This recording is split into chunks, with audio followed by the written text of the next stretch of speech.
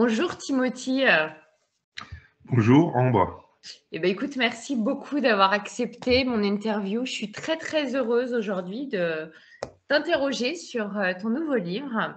Ton nouveau livre qui présente une super belle méthode qui allie respiration, mouvement, méditation avec Chris, avec Benjamin, avec Jean-Philippe et avec Julien. Donc, j'ai vu que tu étais journaliste hein, et également auteur d'un autre livre sur la respiration, Les 5 temples. On peut dire que tu as énormément voyagé, hein, d'après ce que j'ai compris, en faisant le tour du monde des arts martiaux pour rencontrer les grands maîtres. Voilà. Et aujourd'hui, je crois que tu te consacres vraiment à la pratique de la respiration. Alors, est-ce que tu peux m'expliquer un petit peu comment tu travailles, quels sont tes liens avec ces personnes que je viens de citer et qui apparaissent bien en évidence sur ce livre? Voilà, je suis toute oui.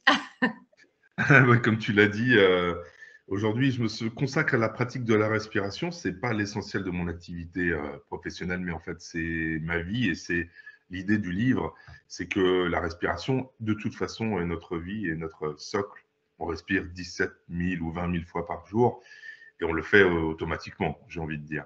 L'idée, c'est pas nécessairement de prendre conscience des 17 000 respirations, mais en tout cas, d'avoir des moments un peu tout au long de la journée où on est engagé dans cette respiration, soit simplement par conscience, soit par technique, et on en montre certaines dans le livre. Et effectivement, c'est quelque chose un travail que j'ai engagé personnellement il y a environ 5 ans, en rencontrant Chris Time Melodista, qui a monté cette méthode il y a une dizaine d'années. Mais il était dans le monde des arts martiaux, en fait. Il faisait des arts martiaux boxe, kung-fu, qigong, enfin des choses à la fois ce qu'on appelle externes, plutôt liées au combat, puis des choses plus internes, plus justement où il y a de la respiration, il y a du mouvement lent, il y a l'énergétique quelque part.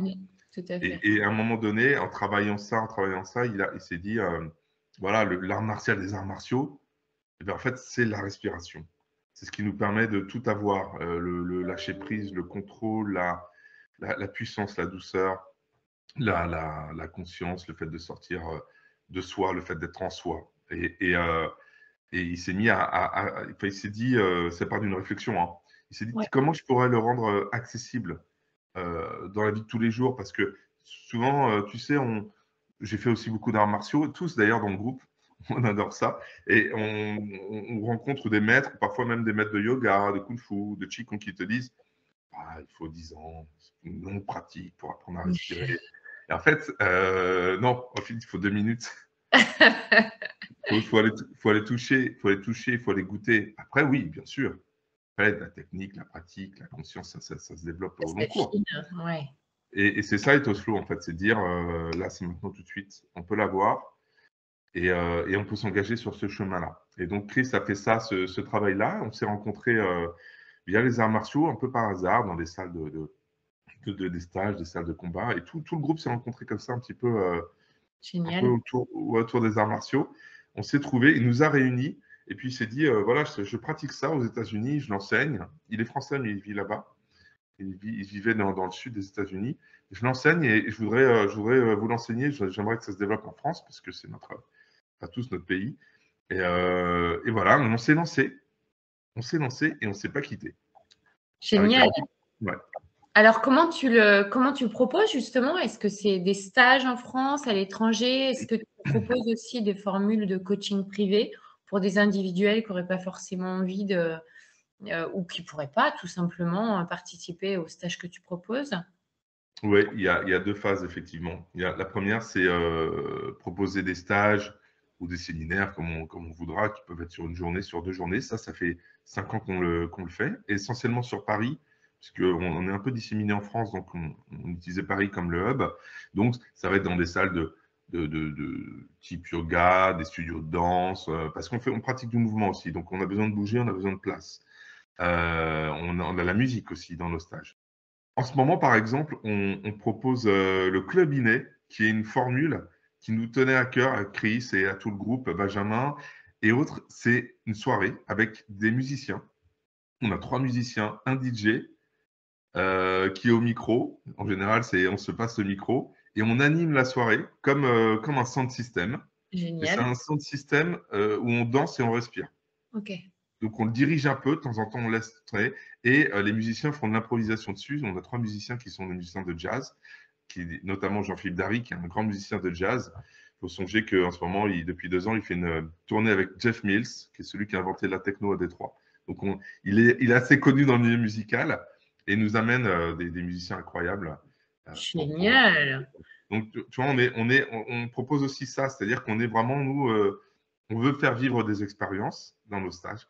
Donc, ça peut être des stages, effectivement, où on va s'initier vraiment à des techniques de respiration, travailler le diaphragme, les muscles intercostaux, travailler les postures, déverrouiller un peu tout ça.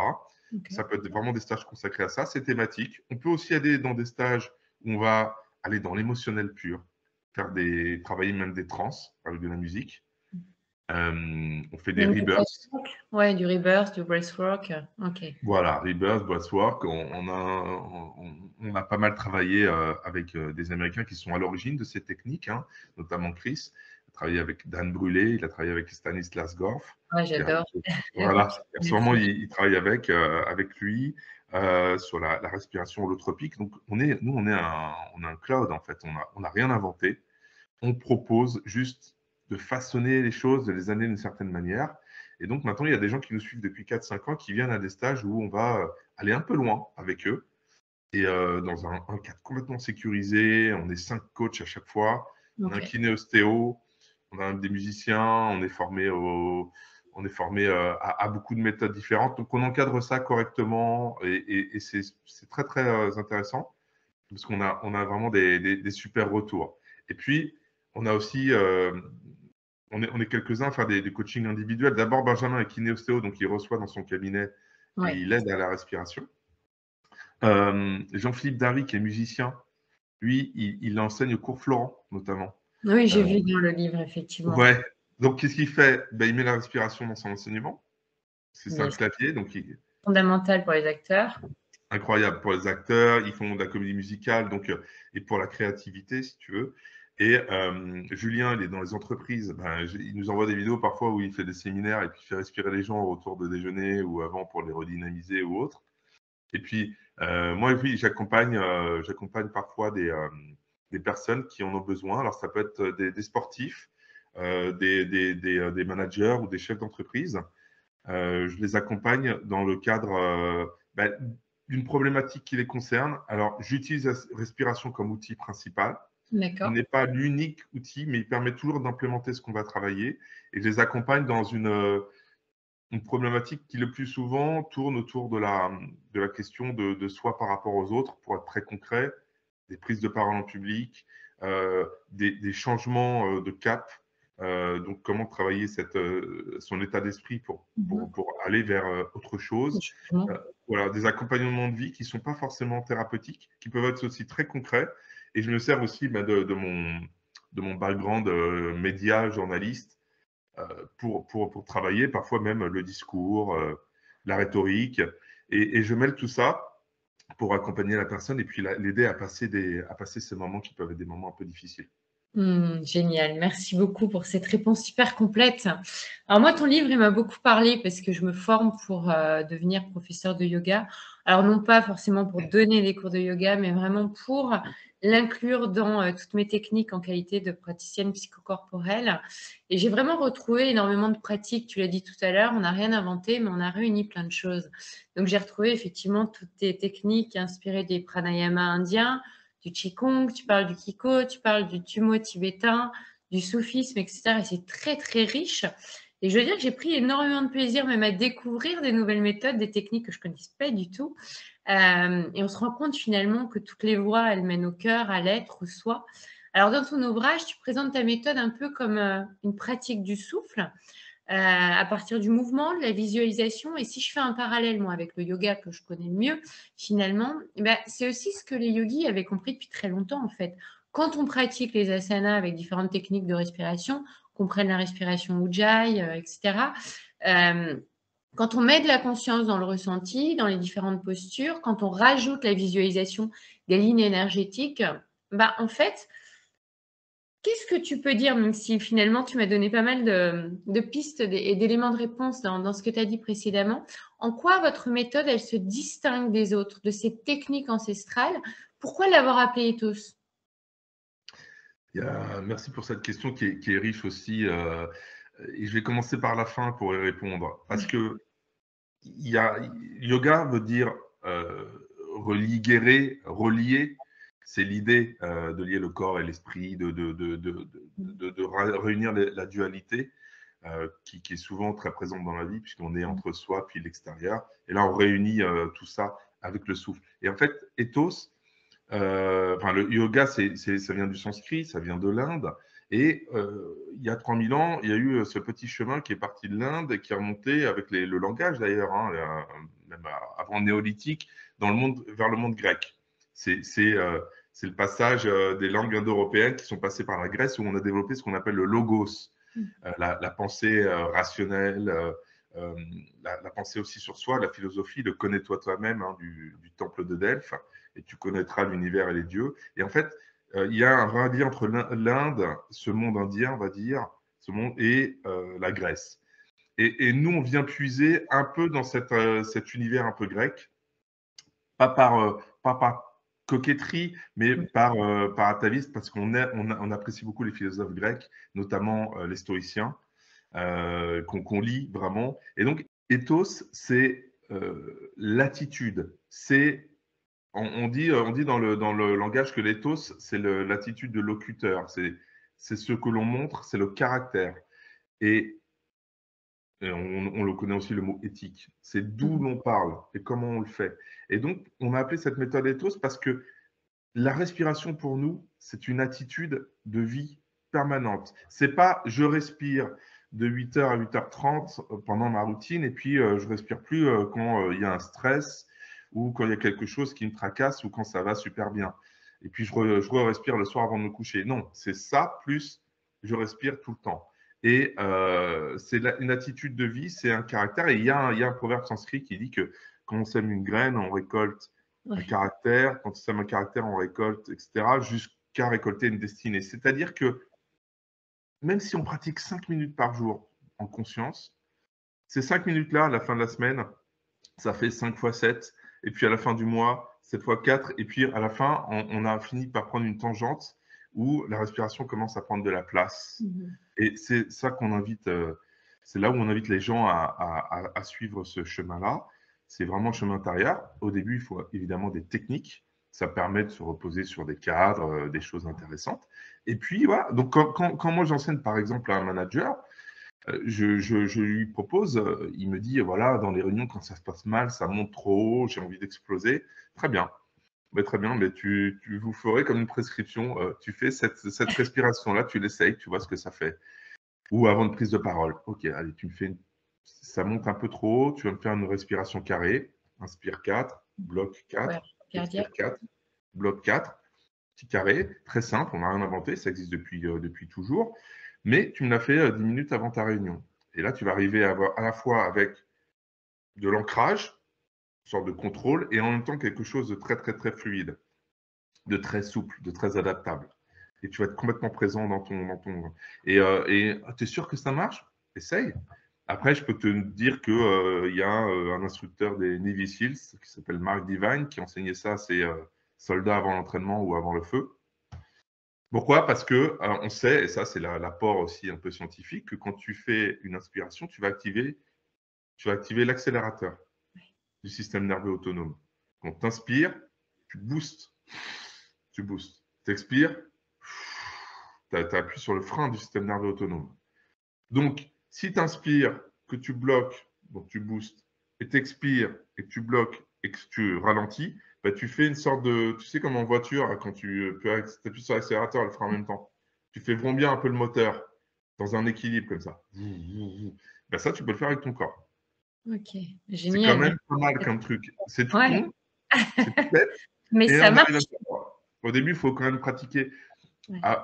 Pour sentir les effets d'une respiration, il faut peut-être un peu pratiquer quelques minutes vraiment focus au départ parce que sinon on fait d'autres choses, on n'y pense pas. Et puis après, le corps se souvient. Donc, moi, je sais quand je pratique une respiration que j'apprécie, je parle de la carrée parce que je l'aime beaucoup.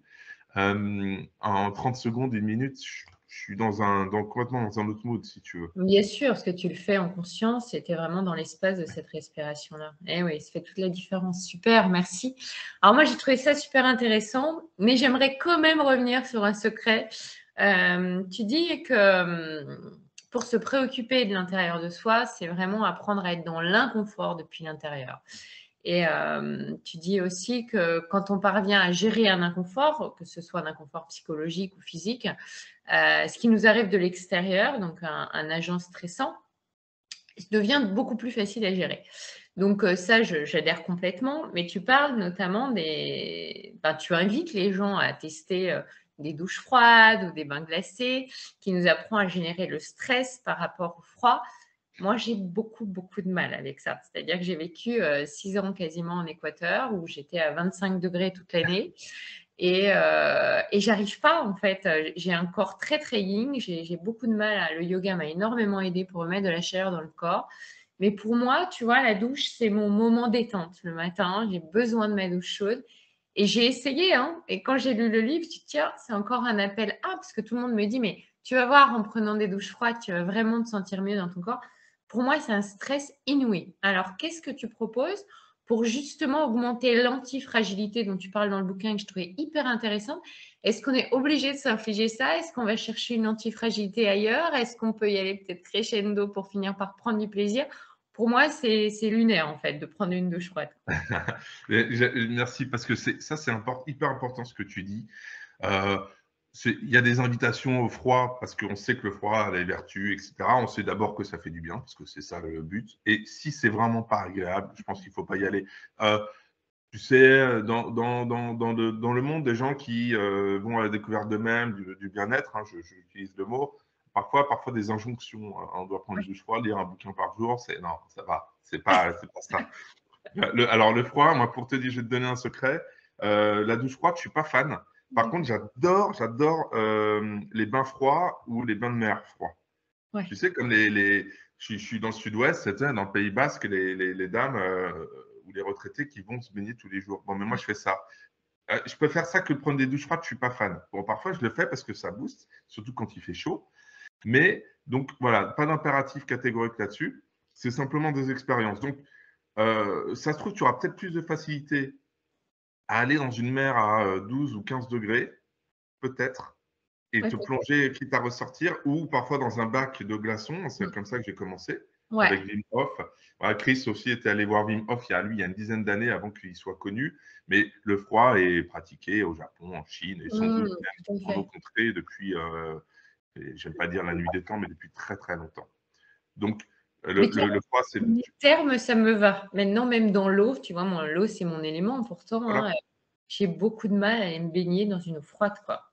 Oui, C'est je comprends. Donc pas de. Tu es en train de me dire qu'il y a d'autres moyens de développer mon antifragilité que l'eau. Je suis pas obligée de me contraindre à aller chercher de l'eau glacée pour augmenter cette antifragilité. Non, nous on le fait. On a un côté un peu arts martiaux, donc on aime bien un peu de se challenger. Puis on vient surtout, Chris et Jean-Philippe sont instructeurs d'un art martial qui s'appelle le Systema, qui est Ouais. basé vraiment sur le mouvement et le souffle, où c'est pas forcément lié au froid, mais on va beaucoup travailler cette notion d'antifragilité. C'est-à-dire, c'est pas forcément se renforcer le corps comme on pourrait le faire en boxe, être dur, etc. Mais c'est plutôt travailler la souplesse et renforcer le corps par la souplesse et la détente. Et donc, c'est cette notion-là. Et l'antifragilité a été théorisée après par l'économiste libanais Nicolas Tayeb. Donc, on a repris un peu ce concept-là. L'idée, c'est de se concentrer sur soi-même et depuis ce poste intérieur qui constitue l'intérieur de soi-même, de voir le monde. Et ce poste intérieur, c'est une zone de confort. Mmh. Et donc, on ne sort pas de la zone de confort. L'idée, c'est pas de sortir de la zone de confort, c'est de l'agrandir. Ouais. L'agrandir à d'autres cercles que soi-même. Et de sorte que par cet entraînement-là, d'apprendre le stress et finalement de devenir un peu confortable avec le stress du corps, le stress de l'esprit, le stress de ce qui se passe autour de soi, eh bien, quand le stress se manifeste à nouveau, le corps et l'esprit sont habitués. Mais Donc, oui, ils ne réagissent plus de la même manière du tout, hein. Mmh. bien sûr, donc ça devient une information Ouais. plus Qu'une que agression. quelque chose de difficile. On a des stagiaires qui sont venus nous voir, avec lesquels on a travaillé, qui sont des gens qui font du trail, donc des choses que je suis incapable de faire, où le corps est en stress maximal, sans sommeil. Tu sais, c'est ceux qui vont traverser des déserts pendant 2 jours. Ouais. Bon, vraiment, on a des Sabines qui faisaient de la Spartan, c'est la course la plus dure du monde. Bon, voilà. Donc l'idée, c'est ces gens-là, ils sont résilients, ils savent faire, ils savent pousser leur corps au À bout. l'extrême. Nous, à l'extrême. Nous, c'est pas ce qu'on cherche à faire. Ce qu'on cherche à faire, c'est dire, voilà, cette situation-là, par exemple, me stresse, n'importe laquelle, une situation familiale, une situation. Eh bien, moi, je vais m'habituer par un exercice que je vais choisir à générer un stress assez proche de celui que je ressens. Et je vais générer, et avec le souffle, récupérer, de sorte que, au bout d'un moment, ben, c'est plus très stressant. Alors, je peine à trouver un exemple, parce que le froid est un bon exemple, si tu veux, parce que le rush d'adrénaline est très fort, mais on peut le faire aussi en faisant du mouvement, en faisant Oui, je pense à mouvements. certaines postures de yoga même, hein, qui peuvent te Ouais, mettre. très bien, ouais, posture de yoga. On peut le faire aussi en travaillant, marcher dans un environnement, par exemple, très bruyant ou très difficile, plutôt que de marcher en forêt. Ouais, Tout à fait. tu marches dans un mouvement très difficile et puis tu te concentres sur ta respiration. Et les choses, les bruits de klaxon, le monde, etc., deviennent plus des trucs de stress, mais deviennent des choses que tu apprends à connaître. Alors, ça ne veut pas dire que tu vas aimer ça si tu n'aimes pas le monde. Donc, si tu es agoraphobe, tu peux travailler en disant, peut-être aller dans une foule, aller dans une rue où il y a un peu de monde, et puis respirer d'une certaine manière. Et là, par exemple, c'est un exemple que j'improvise. Si on est agoraphobe, peut-être qu'on peut commencer à travailler en prenant une respiration circulaire un peu douce, sans s'arrêter, sans avoir ces moments d'apnée involontaire qui font que quand il y a trop de monde, on commence à paniquer. Non, Mm. je délie un peu la respiration. Et puis, si ça devient trop dur parce que je sens un peu la panique, je vais faire la respiration que nous on pratique, qui est la respiration vraiment de la panique. J'inspire court et j'expire court par la bouche. Et la respiration ne va pas plus loin que la gorge. Donc, je vais faire au rythme de mon cœur. Et si mon cœur va commencer à battre un peu vite, je vais pas essayer de me calmer. Si mon cœur bat très vite, je ne peux pas faire Bien sûr, ça calmer. paraît logique. Mm. Ça ne marche pas, il y a deux étages complètement différents. Donc, je vais accompagner mon cœur au départ. S'il va vite,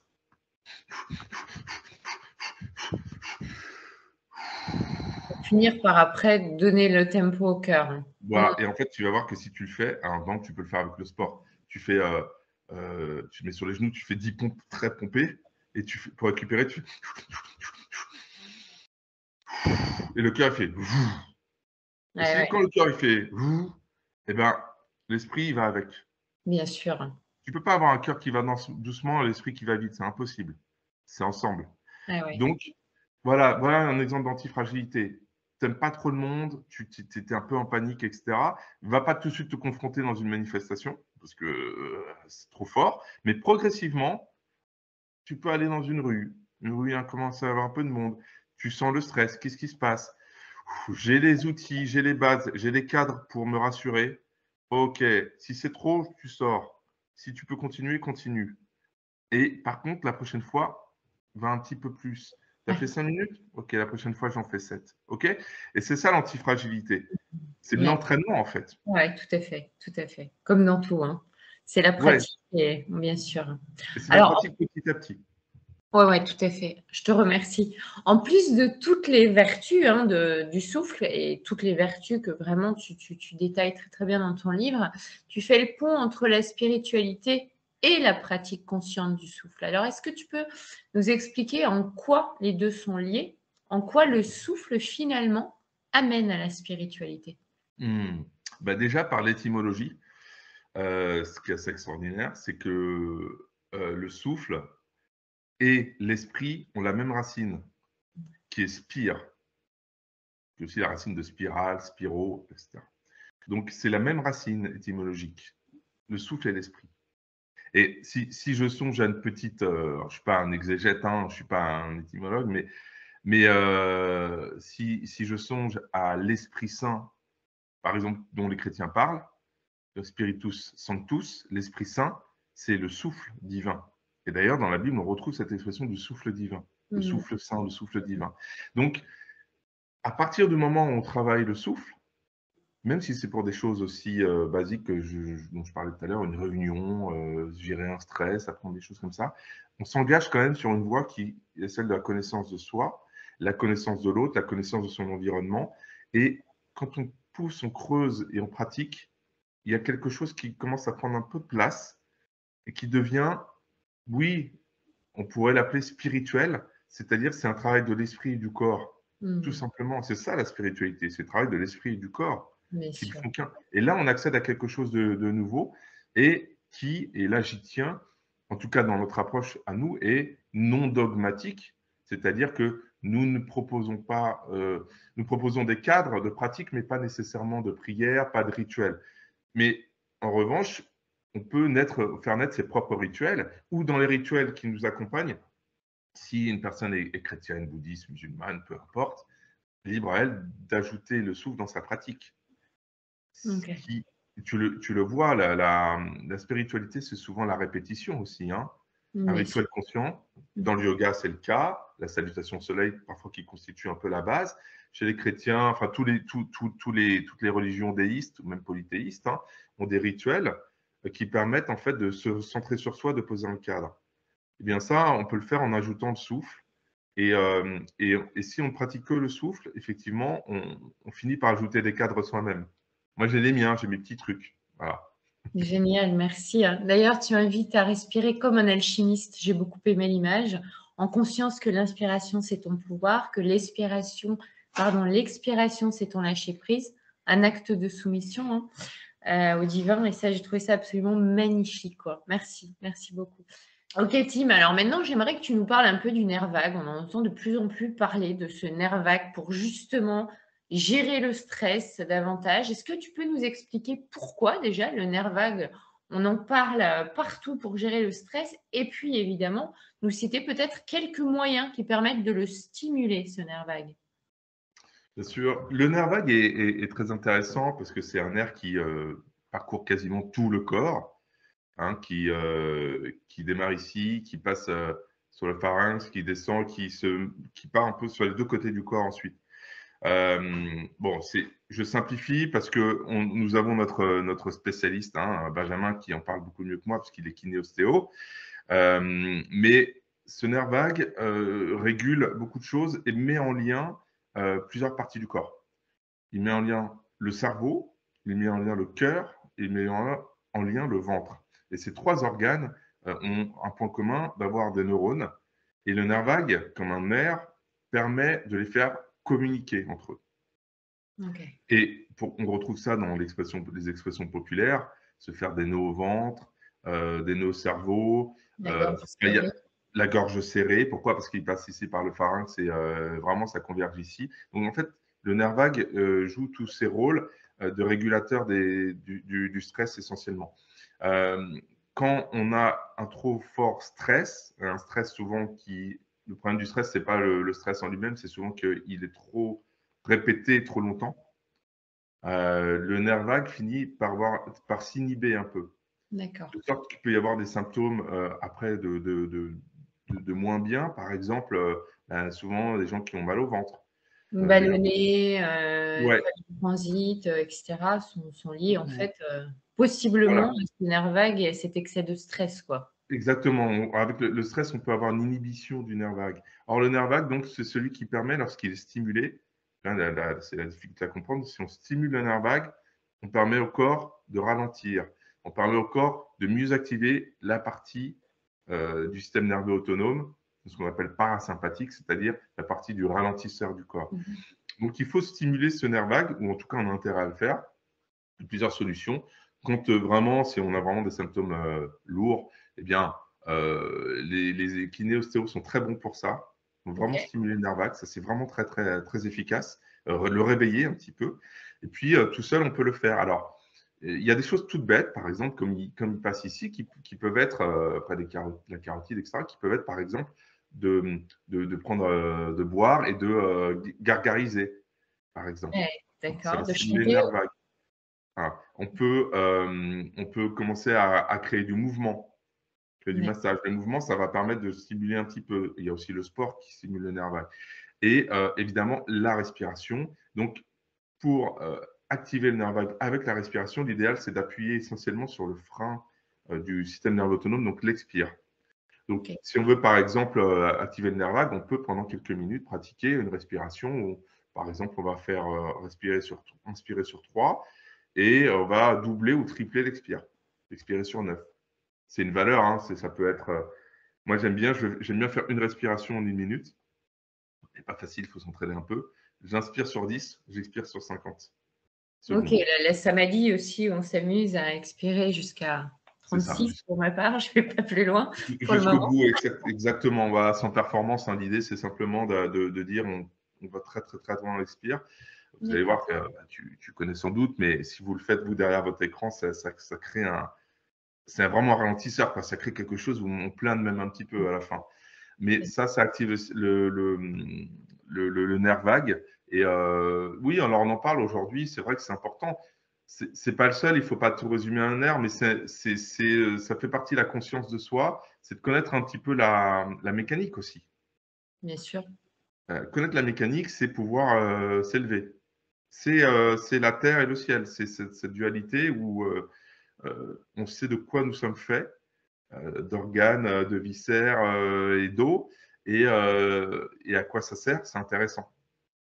Merci, super.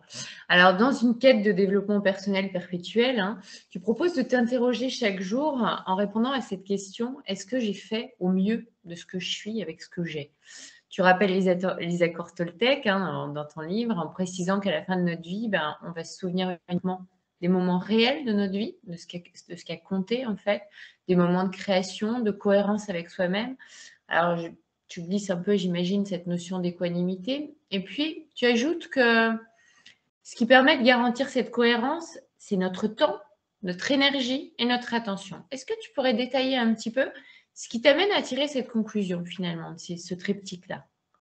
C'est ça, c'est un des enseignements de Chris, notamment, là, ce que tu as cité, effectivement, dans ce livre qu'on a fait nôtre, hein, et que j'ai fait mienne également, effectivement. Euh, Qu'est-ce qui a de la valeur? Évidemment, qu'est-ce qui a le plus de valeur dans la vie? C'est la vie. C'est la palissade, mais qui convient de rappeler parfois, parce qu'il y a des gens qui pourront dire mes enfants, ma maison, et évidemment, c'est important, mais c'est la vie en elle-même.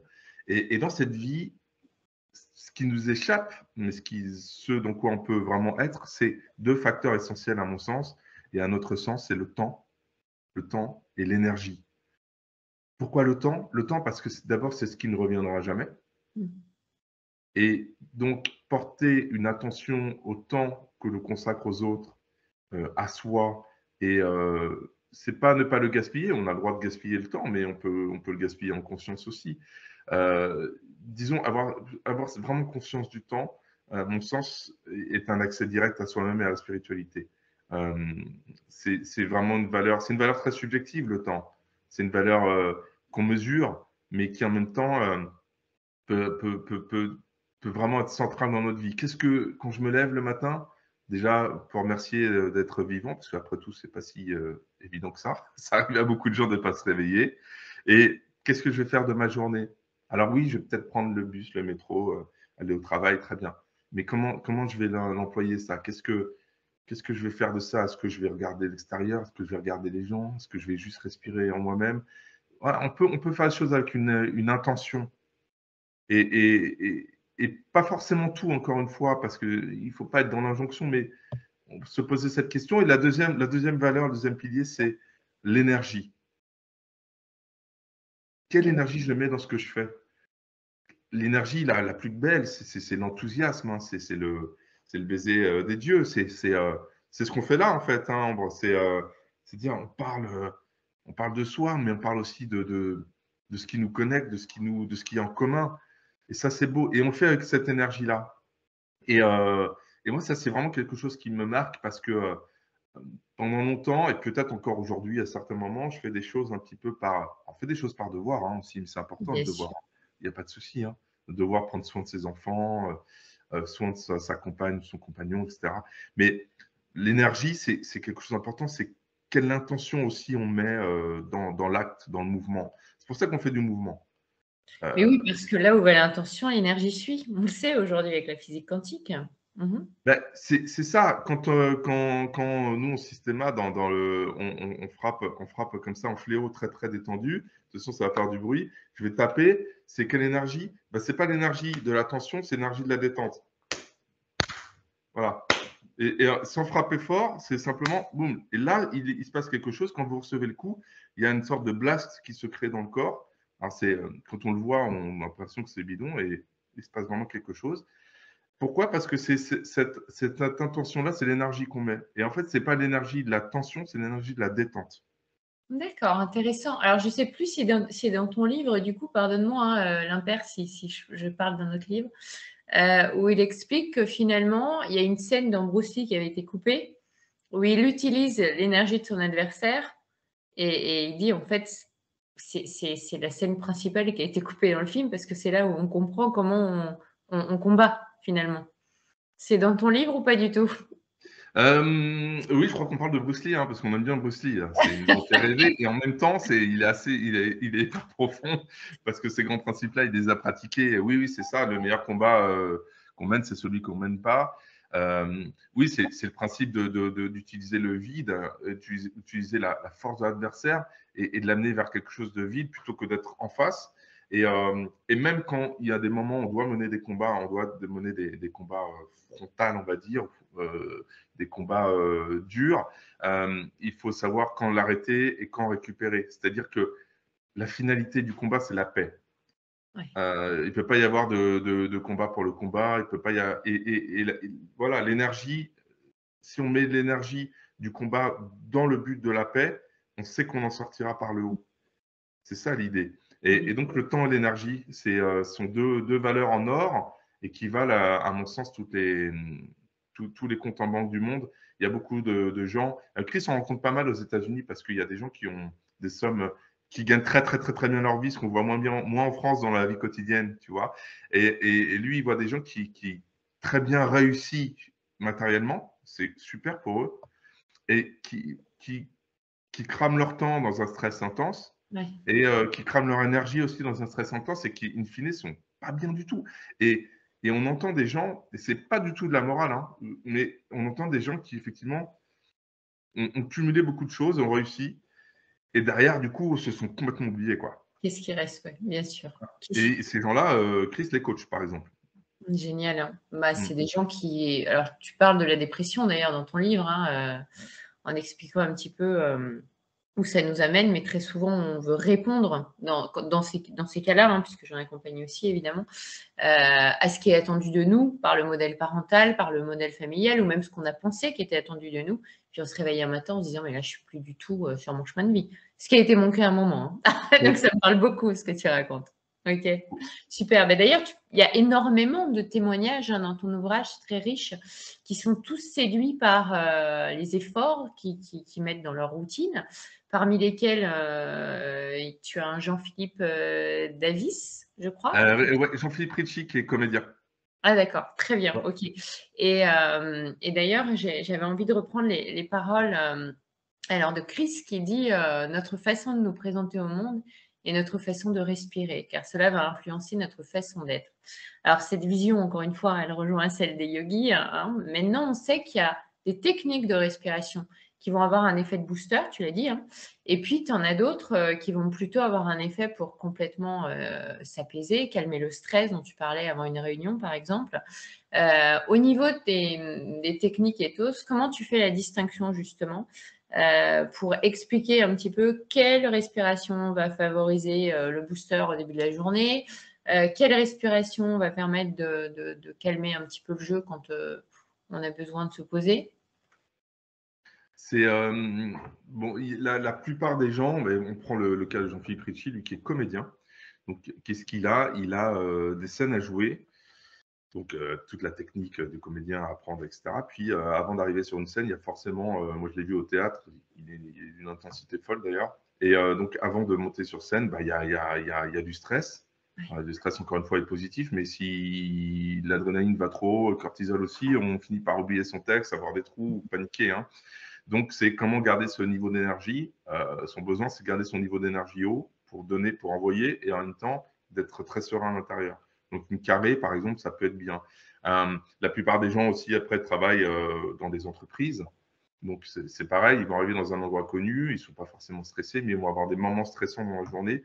Donc, est-ce qu'ils peuvent les préparer? Est-ce qu'ils peuvent respirer dans le moment, éventuellement, si ce n'est pas trop intense? Penser à respirer dans le moment, par exemple en expirant pour calmer un petit peu le corps. Et puis, après, comme dans toute action, il peut peut-être y avoir un débrief. Et ce débrief, on peut le faire avec la respiration. Voilà, je vais me poser 2 minutes, je vais repenser à ce qui s'est passé, quelle intensité il y a eu, quelle émotion, et je vais respirer dessus pour l'implémenter, pour l'intégrer. Et là, ça peut être une respiration. Moi, j'aime bien la respiration circulaire qui est vraiment celle de la détente où on ne marque pas du tout d'arrêt en haut et en bas. Et on essaie de créer ce truc-là qui va nous mettre un petit peu dans le flou, mais qui va nous permettre d'implémenter vraiment l'émotionnel qui a été vécu. Donc, en fait, c'est un peu chacun selon des besoins. Nous, on peut compter, si on joue si on joue là-dessus, sur à peu près 60 outils qu'on a développés. Ok. Voilà. Qui sont combinés. Hein. Ce n'est pas forcément 70 respirations différentes. Des respirations différentes, je pense qu'on en a une trentaine. Et après, ouais, c'est beaucoup, ouais, c'est beaucoup. Et après, on les combine avec des rythmes et des fréquences différentes. Et donc là, c'est en fonction des besoins. Tu vois, quelqu'un qui vraiment a vécu une période très, très intense ou qui vit des épisodes dépressifs. Je précise que je ne suis pas thérapeute, hein, mais je vais donner simplement quand même des outils.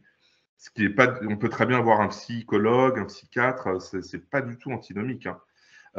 Mais quelqu'un qui va vivre des épisodes dépressifs, on peut lui faire prendre des respirations euh, vraiment particulières où on va aller un petit peu plus dans l'émotionnel et le rassurer, revivre des moments, voilà, tout ça très encadré. Donc chacun selon ses besoins, quoi. Ah, génial. Donc, tu dévoiles finalement quelques outils dans les méthodes dans le livre, mais il y en a beaucoup d'autres. Super, ça donne très envie. Bon, bah, génial. Et oui, le risque, c'est pas d'en donner trop parce que des livres de respiration qui sont des catalogues, si tu veux, bon, il y en a certains, mais c'est difficile de pratiquer tout seul. Et puis, Ce que j'allais dire, il faut que ce soit qu'est-ce qu'on fait encadré, quoi. déjà? Alors, c'est 3, puis 2, puis on ne comprend Oui, pas, puis quoi. quand tu parlais de la respiration holotropique tout à l'heure, bon, pour avoir eu la chance d'en avoir fait avec des élèves de Groff, etc., je crois qu'il faut vraiment un encadrement. C'est important au niveau des libérations qui s'opèrent. Et je trouve ça d'autant plus fort quand on est en groupe, parce qu'on s'autorise beaucoup plus de choses finalement, et les libérations des uns permettent de faciliter les libérations des autres, etc. Et c'est fantastique. Alors, une dernière petite question, Tim, avant la fin. Tu soulignes le renouvellement cellulaire plusieurs fois dans ton livre. Alors, sans rentrer dans la notion d'épigénétique, tu expliques qu'en développant notre antifragilité, on y revient, hein, on donne à nos cellules la capacité de se transformer pour mieux réagir, pour mieux s'adapter en cas de stress, et que tout ça, c'est qu'une question de décision, de prendre le chemin d'une transformation personnelle. Alors, est-ce que tu peux dire au lecteur ce qui peut aider finalement à adopter cette décision écologique? La décision d'aller vers la transformation. Vers justement des CRIA, des routines d'antifragilité comme cette douche froide, tu vois, j'y reviens. Hein. On le fera ensemble, je te montrerai pour le bain froid. On en a fait d'ailleurs parfois à la fin de nos stages. Oui. Mais je pense qu'il faut tout bêtement tirer la pelote, enfin tirer le fil de la pelote et puis tirer petit à petit. Je suis très peut-être que dans le livre ou peut-être que parfois dans notre manière de parler, on pourrait paraître un peu radicaux. Et en fait, on est radicaux tout en étant très bienveillants. C'est-à-dire que euh, le changement, quand il s'opère, c'est ensuite la transformation. Ça, c'est radical, la transformation. Mais en revanche, on ne peut pas claquer des doigts pour se transformer parce qu'on a été programmé, on a un logiciel et puis on reste soi-même en fait. Hein. La transformation, c'est rester soi-même avec des choses nouvelles. C'est pas changer le logiciel complètement. Donc, je dirais vraiment, c'est petit à petit. Ça peut commencer par un livre et les respirations qu'on propose par QR code dans le livre. Ça peut commencer par aller dans un cours de yoga. Ça peut aussi commencer par la prise de conscience. Et ça, j'ai l'impression que c'est de plus en plus fort dans nos sociétés, dans notre contexte à nous aujourd'hui. La prise de conscience que ce qui va pas tout à fait, ce qui va moins bien, ne peut pas continuer. qu'on n'aille pas toujours très bien, que voilà, moi je suis pas du tout dans la jonction bonheur. On a le droit de pas aller bien, on a le droit d'en vouloir à des gens, on a le droit de s'en vouloir, on a le droit de culpabiliser, on a le droit de voilà. Je suis pas du tout dans l'effacement de ça. Non, ça fait partie de la psyché. En revanche, on peut se dire aussi ça, ce truc-là, je suis pas la manière dont je parle à mon compagnon, à ma compagne, j'en sais rien. Ça, je voudrais que ça s'arrête. Ok. Et comment je Par peux où faire? je commence? Ouais. Hmm. Oui, comment je peux faire? Est-ce que je commence par expérimenter l'outil ou est-ce que je commence par la prise de conscience de effectivement ça va plus? Donc quels moyens j'ai à ma disposition pour pouvoir, Et accéder à la transformation? exactement. Et ça peut être une réflexion sur soi-même en disant qu'est-ce qui se joue en moi? Mmh. Quelle émotion se joue? Pourquoi est-ce que quand elle fait ça, ça m'énerve tant? Et tiens, la prochaine fois qu'elle le fait, est-ce que je peux regarder comme si j'étais l'observateur de moi qui m'observe? Mmh. Quelque part, observant, observer, pour reprendre un terme un peu cher à Krishnamurti, par exemple. Mais est-ce Ouais, que je peux faire ça, même 3 secondes? ouais. Et me dire, ça, ce qu'elle est en train de faire, ça m'énerve vraiment. Et On sent OK. le vécu là. Voilà, ouais. Oui, oui, ça nous arrive tout ça, c'est commun. Je sais que c'est tout le monde, 100 des gens, ou ça peut être le patron, notre patron, j'en sais rien, hein. Ça m'énerve vraiment. OK, tiens, qu'est-ce qui se joue en moi? Pas de jugement. Quel espace je laisse à ça? Et en fait, rien que ça, déjà, c'est déjà la spiritualité, puisqu'en fait, on laisse de l'espace, du souffle à Ouais. l'événement, à ce qui se passe. Et ensuite, eh bien, on peut derrière se dire, OK, bon, ça, maintenant, je sais le gérer et je me suis détaché de cette émotion-là par rapport à ce qui se passe. Et on peut aussi se dire, on a le droit, OK, cette situation, je ne sais pas la gérer, je lui tourne le dos pour aller vers autre chose. Mais cette autre chose, ce serait bien d'aller dedans. Oui, Parce bien que c'est sûr. pas l'autre qui énerve. Et non. Ça nous L'autre, énerve, mais parce que ça joue un truc, ça réveille un truc en nous. Bon, euh, et pourquoi pas? Et donc, je peux me choisir de me détourner et c'est OK avec ça, il n'y a pas de souci. super, merci. Merci pour cette réponse. Avant de nous quitter, j'aimerais que tu nous donnes un petit peu tes actus, vos actus avec, avec tes collaborateurs sur les stages Ethos, sur comment on peut te contacter. Évidemment, on va mettre les liens, hein, en dessous de cette vidéo, mais c'est quoi les prochaines actus Ethos? Alors, on a 2 clubinets. Clubinet, c'est la formule danse, respiration qu'on propose avec de la musique live, avec des jazzmen de fou. On en a un le 21 juin, le jour de la fête de la musique, mais Génial. il est dans un groupe avec une entreprise. Donc, pour le coup, même en entreprise, il y a des gens qui commencent à être foufous et qui ouvrent les vannes. Donc, ça va être drôle. Donc, bon, voilà, aujourd'hui, on est en 18 mai 2023, donc ce sera peut-être dépassé. On a un autre événement à la piscine Joséphine Becker, normalement au mois de juin. Où, là, on avait déjà fait un clubinet. C'était cet hiver. C'était assez incroyable parce que c'est une piscine qui est sur la Seine, pour ceux qui ne connaissent pas à Paris. C'est un délire. Donc, on n'a pas encore la date. N'hésitez pas à aller sur notre site Ethos Flow. Voilà, vous aurez toutes les dates en jour en heure. Et puis, on a un mail, mailing list quotidienne que vous pouvez recevoir pour avoir les infos, des tips respi ou autres. Donc là-dessus, voilà, on a des événements comme ça qu'on construit, puis on va accélérer un petit peu. Et moi, je vais bientôt construire quelque chose du côté de Bordeaux. Ah, super. Ouais, parce que je suis à Bordeaux et désormais, et qu'il y a pas mal de gens qui ont des besoins. Donc Yes. on va avancer de ce côté-là. Donc n'hésitez pas à nous suivre.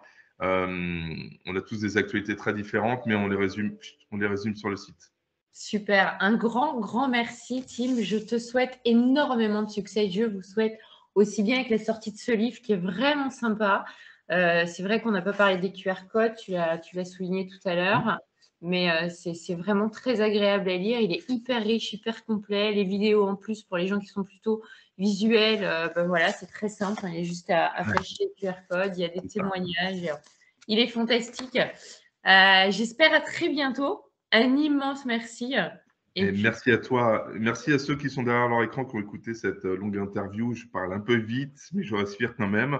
Mais c'est l'enthousiasme et voilà, c'est partager ça, c'est super. Merci de le faire à travers ta chaîne, Ambre. merci. Merci beaucoup. À Top. très bientôt. Oui, à très Bonne journée. bientôt. Au revoir. Salut, Tim.